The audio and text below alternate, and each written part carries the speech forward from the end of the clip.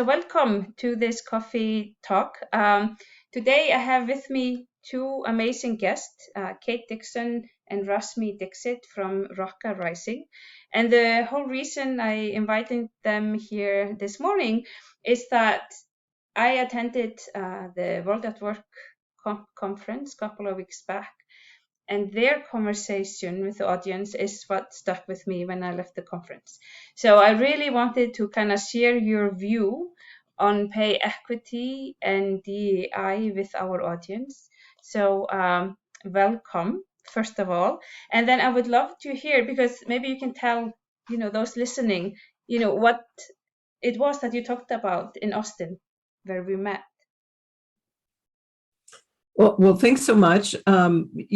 We talked about a number of different things that that we're coming to realize. We do anti-oppressive HR design, and with a particular focus on compensation issues, because my history is in compensation and Rashmi's is in anti-oppression. But and we've got a whole model about how we think it would be great for companies to look at their pay programs and benefit programs and be less oppressive in their design and policies and stuff. And one of the big things that I think is a little bit controversial or a little surprising to people when we talk is around separating individual pay or individual performance rather from pay. Rashmi, can you talk a little bit about why that's important? So one of the things is that the individual performance, is something that has been put in place by a certain system. Our education system grades people a certain way. Our, career systems grade people a certain way. There's always like, this is the way you should present yourself. This is what is important. More importance is given to verbalization of thoughts rather than, probably connecting through other means, and there's always like this, there are factors like, okay, does this person have, what are the KRAs? Is this person able to throw out their ideas out in the open? So it's more for like a extrovert kind of a personality, which can go out there and be that leader. So it's actually kind of becoming ancient, when you talk about a leader who always has to take a lot more space than there is space for other folks in the in his team, in his, her, their team. So it's important that we start looking at how is performance evaluated, and individual performance can create systems of oppression where people who are not the type can always get excluded from, what, the dominant narrative is. And when specifically, Kate, when we are talking about diversity, when we want diversity and equity in spaces. Yes, and I love what you said.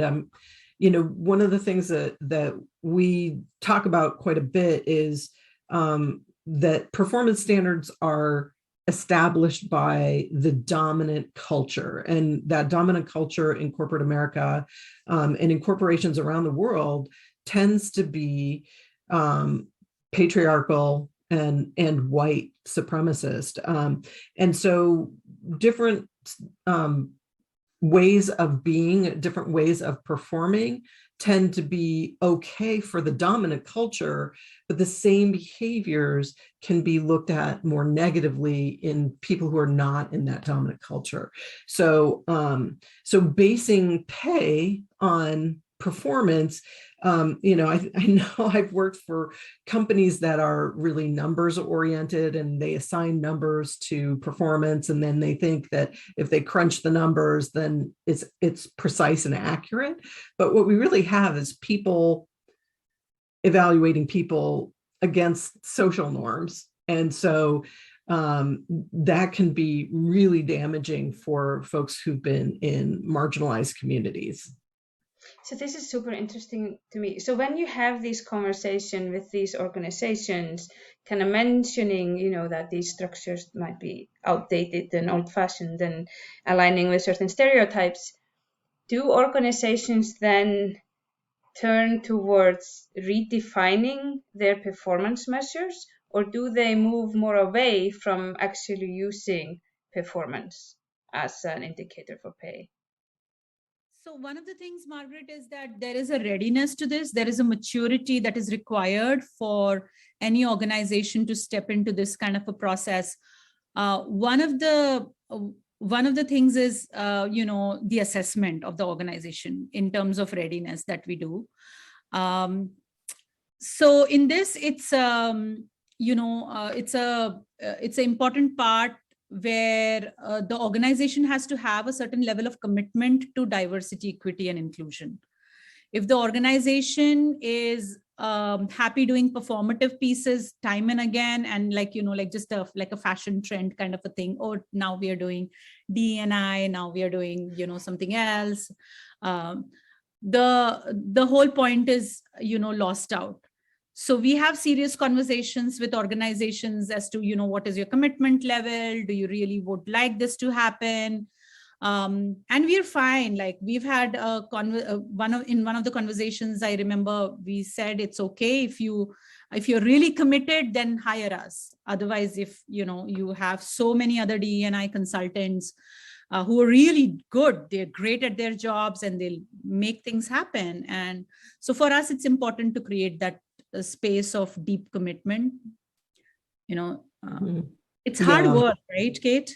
Yeah, it is. It's a lot more challenging because, again, anti-oppression requires the dominant culture to share power. And if this is not something that